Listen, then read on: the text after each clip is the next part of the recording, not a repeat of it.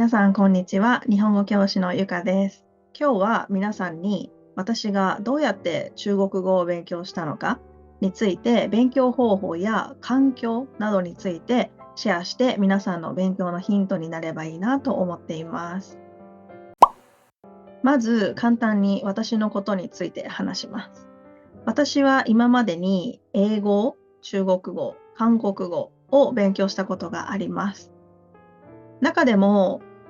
中国語は独学から勉強し始めて、最終的には留学もして、今も仕事でほぼ毎日使っているぐらい上達したので、今日は中国語にフォーカスしてお話しします。さっき独学から始めたって言ったんですけど、中国語の勉強は独学、大学、留学含めて全部で3年半ぐらいです。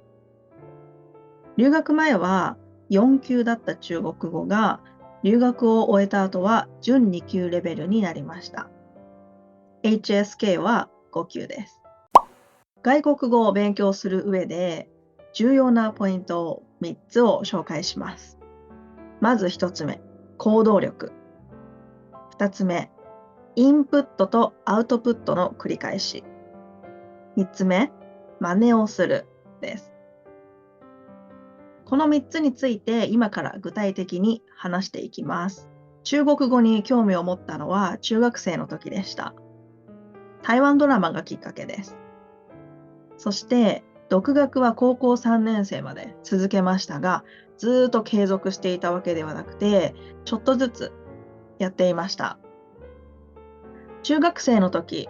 どうやって中国語を勉強したのか、もうあんまり覚えていないんですけど、台湾ドラマをひたすら見ていた記憶はあります。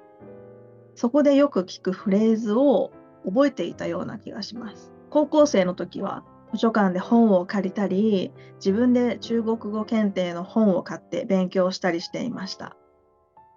そして幸運なことに、私が通っていた高校に中国人の英語の先生がいました。時間がある時にその先生のところに行って中国語を教えてもらったり、放課後に時間を作っていただいて1対1でレッスンしていました。独学の時は中国語検定を準4級と4級を受けて合格しました。準4級は JLPT でいう N 語です。高校生活が終わって大学に進学しました。私の学校には中国語コースというコースがあったので、迷わずそのコースに入りました。先生は日本人でしたが、何十年も中国と関わっていて、中国人と間違えるぐらい中国語がとっても上手な先生でした。その大学では4月から8月まで勉強して、8月末には一人で台湾に留学しました。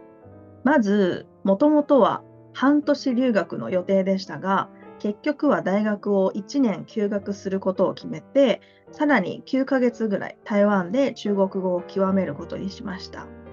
なので、留学期間は1年3ヶ月ぐらいです。台湾に留学したばかりの時は、やっぱり今まで独学で勉強していた時は、インプットしかしていなかったので、話すことがあまりできませんでした。多分みんなの日本語の第3課ぐらいまでのレベルだったと思います。その状態で一人で台湾に留学なんて今考えるとすごい行動力だったと思いますが、本当に留学してよかったと思っています。私が通った学校は日本人が一番多いと言われている学校だったので、私のクラスにも日本人がたくさんいました。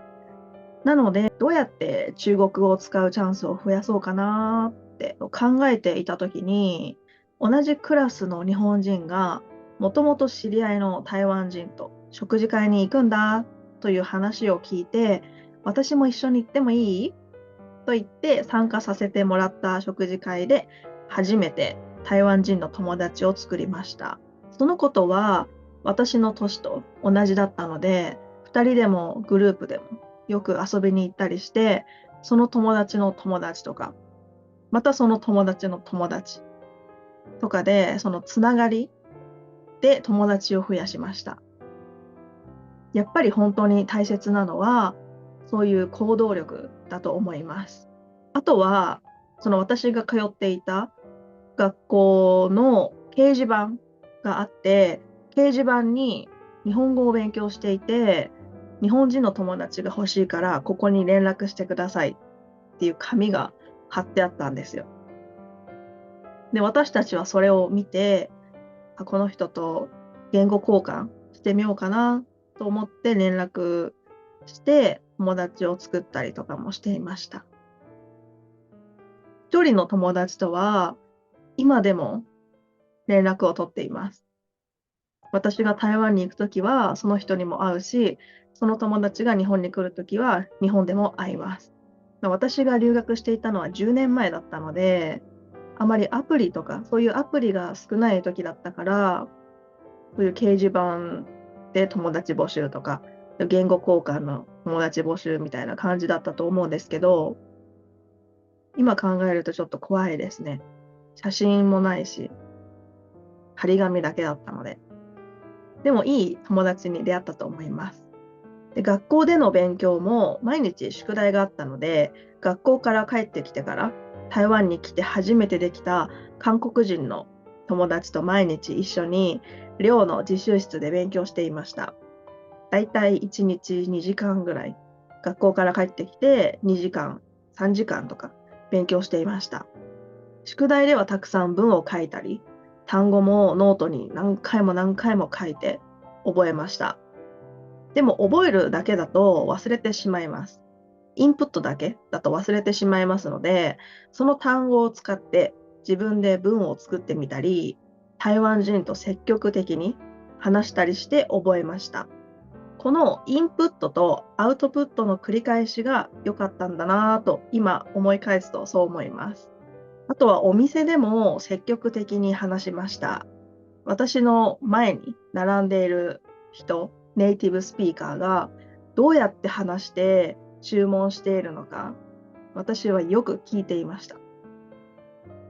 特に台湾は外食文化で、みんなよく飲料店とか夜市、ナイトマーケットで買い物したりしているので、列に並んで順番待ちしているときに、前の人が話す中国語を聞いて、ああ、こうやって答えればいいんだと分かって、それを同じように真似して使っていました。日本語を皆さんが勉強するときに、アニメを見て勉強している人もいるかもしれないんですけど、アニメの日本語は日常生活ではあまり使われていない、アニメの世界だけの言い方とかもあるので、そこは注意してください。一番いいのはドラマ。ドラマから聞いて真似をすることです。あと、シャドーイングってわかりますか？シャドーイングもいいので、ぜひやってみてください。そして、だんだんその語学のレベルが上がってきたら、中級とか上級になったら、インプットよりもアウトプットにフォーカスしてください。もちろんインプットも大切ですが、今の自分の知識、今自分が知っているその言語の知識をどうやって表現するかが重要なポイントになります。私の留学生活後半は、日本語が話せない友達と毎日のようにご飯を食べに行ったり、遊んだりしました。またその友達も自分の友達を連れてきたりしていたので、必然的に私が中国語を使わなきゃいけないという状況で、ほぼ毎日生活していました。しかも私の友達は話すスピードがすっごく速かったので、それも私のリスニング力が鍛えられた部分だと思います。あとは学校の勉強も1週間に1回レポート発表があって、本当に話すのがメインでしたね。ここまでが私の留学生活の部分です。で、帰国後は大学に復学して1年中国語の授業をとって、さらにレベルアップさせていました。授業ではアウトプットも増えて、教科書声に出して読んだり、先生とも中国語で話して情報共有をしたりしていました。はい、ここまでが私が中国語を勉強した話や経験でした。これは10年ぐらい前の話なので、留学しないとアウトプットが難しいのかというわけではなくて、今はいろいろなアプリがありますよね。友達を作ったりできるアプリがあるので、それを使ったりしてアウトプットをしてみてください。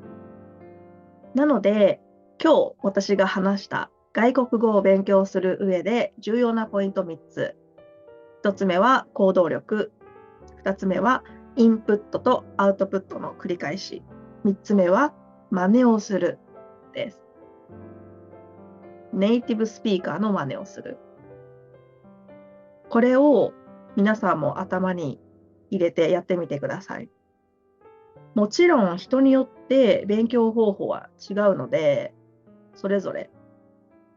自分に合った勉強方法を見つけてください。はい、長くなりましたが、ここまで聞いてくれてありがとうございました。ぜひチャンネル登録といいねもよろしくお願いします。ではまた次の動画で会いましょう。バイバイ。